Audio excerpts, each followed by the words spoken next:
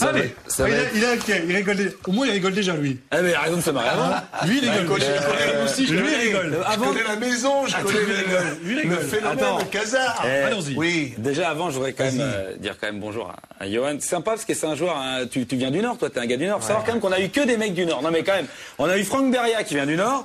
On a eu Geoffrey Darnis qui vient du Nord. On a eu, comment il s'appelle, Robert Pires. Alors lui, bon, c'est la Moselle quand même, tu vois. Tant te dire qu'en fait, si t'es en dessous d'Amiens, bah, ça t'intéresse pas 100% foot, soit t'es pas disponible, soit t'as une autre vie. Ouais, c'est qu'en fait, les gens qui ont une vie privée, c'est-à-dire que les gens du Sud, quoi, ils ont autre chose à foutre que venir ici, on va pas se mentir. Et toi, t'as rien, t'as rien, t'es venu de Newcastle, c'est la misère. Mais il y a plein de trucs à faire là-bas, Londres, c'est une ville super à côté. Bref, Luis Fernandez, jeune, tu connais Luis, ce jeune? Oh, jeune, tu connais Louis, tu sais qui c'est Louis, ça? Putain, je sais pas ce que c'est que ce maillot, c'est bizarre. Non, pour toi, je sais ce que t'es. Pour toi, Louis, c'est le VRP de Bilto, le rédacteur en chef de Paris Turf, fait animateur sur RMC, rire, match et chanson. Mais non. Louis Fernandez, avant, il faisait du ballon. Oui, non, parce que moi, c'est pareil, moi, ça me fait pareil avec Omar Sharif. Moi, avant que je le vois dans un film, je pensais que c'était le gros moustachu de Tiercé Magazine. Mais en fait, non. Louis Fernandez, c'est pareil, ça a été un grand joueur.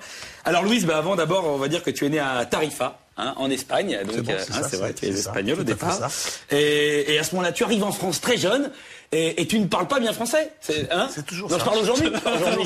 Aujourd'hui, tu parles pas bien français. Bon, mais tu te débrouilles. On en est toujours au même point. C'est pareil. T'as pas bougé d'un pouce. Alors donc bon, tu arrives, donc tu prends des cours avec un tuteur qui plus tard travaillera avec Franck Ribéry qui aujourd'hui est en prison. Parce que il est tombé pour escroquerie à l'enseignement et massacre de la langue française en bande organisée. C'est ce qu'on appelle un tuteur en série chez nous. Ça. Donc tu t'intègres difficilement évidemment puisque tu es né le 2 octobre, tu es donc balance et on n'aime pas les balances dans tout Chica. C'est vrai, dans les maquettes, on n'aime pas les balances. C'est vrai ou c'est pas vrai? Donc du coup, on se dit Fernandez, c'est une balance, on l'aime pas trop. Ce qui expliquera après que tu t'entendes pas non plus avec Dalmat, Anelka, ça. C'est les gars, il y a pas de balance, ils disent tu vois. C'est un peu le même genre de cerveau. T'es en train de me faire mon procès là, non. Laisse Minguette, Saint-Priest. Alors là, c'est bon. Tout va très vite. J'adore, c'est bon. Mais évidemment, le grand tournant dans ta carrière, c'est quand tu intègres le Club des Lumières, le Théâtre des Merveilles, le Temple de la Passion, Eric. L'OM. Le Paris Saint-Germain. Il va jamais jouer à l'OM. Ça va chaque fois. Ça marche jamais, j'y arrive pas. Le Paris Saint-Germain. Alors là, c'est la fête. C'est dur pour toi de dire Paris Saint-Germain. Mais non, mais laisse, tu sais pas ce qu'il il arrive pas. Il comprend pas. Moi, je fais un effort, tu vois, je fais un effort. Écoute-moi bien, je fais un effort. Merde, pardon. Excusez-moi. Donc, je fais un effort. Donc là, c'est la fête. Alors, j'irais même sa fête. Par rapport à physique. Une question de monsieur Casar. Pour toi que je la fais, pour une fois que tu la comprends. Alors, c'est la fête, et alors là, tu intègres l'équipe de France, le carré magique, avec Platini, Tigana, Giresse en 86, qui laissera sa place en 90 à un autre carré, Pérez, Durand, Pardo, Marcel Nîmes, un peu moins magique. On va pas se mentir. Encore que, savoir quand même que Marcel Libre, quand il tentait une frappe en lucarne et que ça partait en touche opposée, c'était limite David Copperfield quand même. Tu te rappelles de ça? On critique pas les C'était amis. incroyable. Je te jure, il dit hey! Et puis là-bas. On l'a jamais retrouvé le ballon. Attention, un numéro qui a très longtemps marché, mais qui a été supplanté plus tard par le numéro de Vicage Dorasso, qui arrivait à disparaître de la 15e et la 85e minute. Tu regardes le match, hop, il est plus là. Ah bah merde, c'est vachement bien foutu, en plein milieu du Parc des Princes, ils ont pas mis de trou dans la pelouse. Tu sais, ils avaient fait ça aussi avec un camion.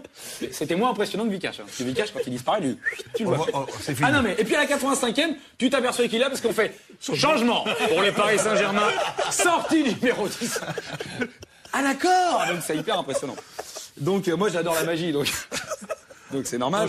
Donc Louis, donc ensuite tu vas à la SCAN, là où tu finis ta carrière de joueur et puis tu deviens aussi entraîneur. Mais le vrai tournant dans ta carrière d'entraîneur, c'est quand tu rejoins le Club des Lumières, le Théâtre des Merveilles, le Temple de la Passion. Eric, le Paris Saint-Germain. Ah non, man, le Paris Saint-Germain, c'était facile. Oh là là, ça rentre pas comme papa dans maman, dirait Thierry Roland. Qu'on embrasse. Et nos amis belges, hein. Jusqu'à quelle heure il va être là? C'est vrai que c'est un peu long, ça. Ça va. Donc, Louis, tiens. À l'époque, quand t'étais entraîneur du PSG, il n'y avait pas les Qataris, t'imagines? T'aurais pu avoir 10 Ronaldinho.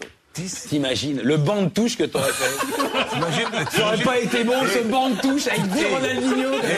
Un banc de touche avec Pastore et Jean-Yves Maurice sur le terrain. Et tu t'imagines le travail aussi, le boulot. Franchement, le boulot. T'aurais kiffé. À propos de Qatar, c'était quoi ton pronostic aujourd'hui pour le choc?